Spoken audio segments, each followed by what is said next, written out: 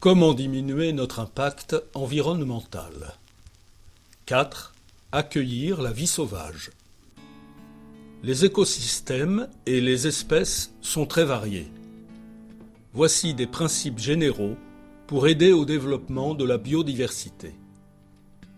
Nous allons traiter de la nature du sol, de la diversité des espèces, de la conservation d'eau et d'habitat des animaux.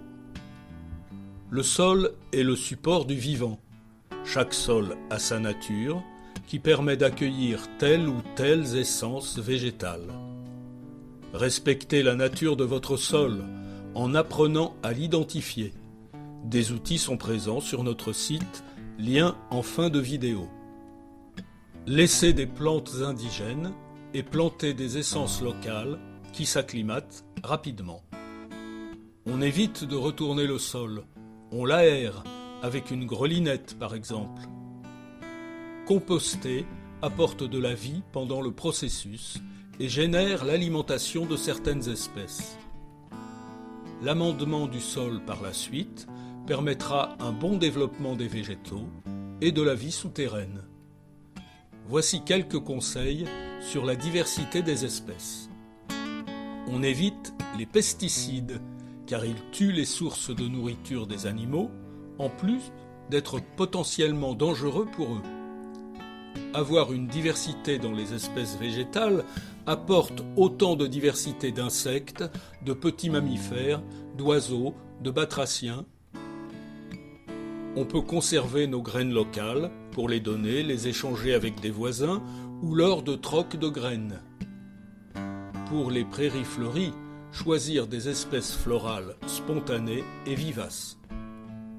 Cela servira pour l'alimentation d'insectes pollinisateurs et phytophages, ainsi que de supports de reproduction pour de nombreux insectes.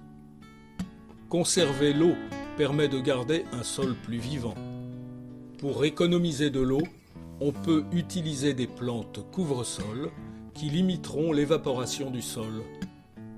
On peut aussi pailler pour éviter l'assèchement du sol, ou privilégier les plantes qui ne sont pas ou moins dépendantes à l'eau.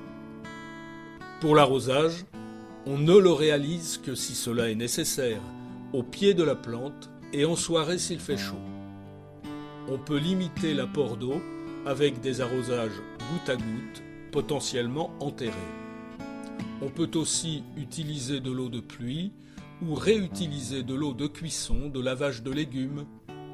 Prévoir des fossés ou des rigoles pour permettre l'écoulement de l'eau sur le terrain. Mettre les rigoles dans le sens naturel de l'écoulement du terrain s'il y a une pente, même légère. Une mare peut collecter l'eau en bout de rigole. Par contre, mettre les rangs de fruits et légumes perpendiculaires au sens d'écoulement évite les lavements de sol et l'assèchement. Si vous avez un point d'eau, mettre une planche entre la mare et la terre permettra d'éviter les mauvaises surprises de noyades de petits animaux. Certains éléments reproduisent les habitats des animaux. Laisser des feuilles mortes au sol et des débris végétaux servira à la faune et à la flore. Les haies sont préférables aux clôtures pour accueillir la biodiversité. L'utilisation de plantes à nectar ou à baies feront le plaisir de la faune locale. Du bois mort dans un coin de jardin favorise les insectes qui s'en nourrissent et s'y reproduisent.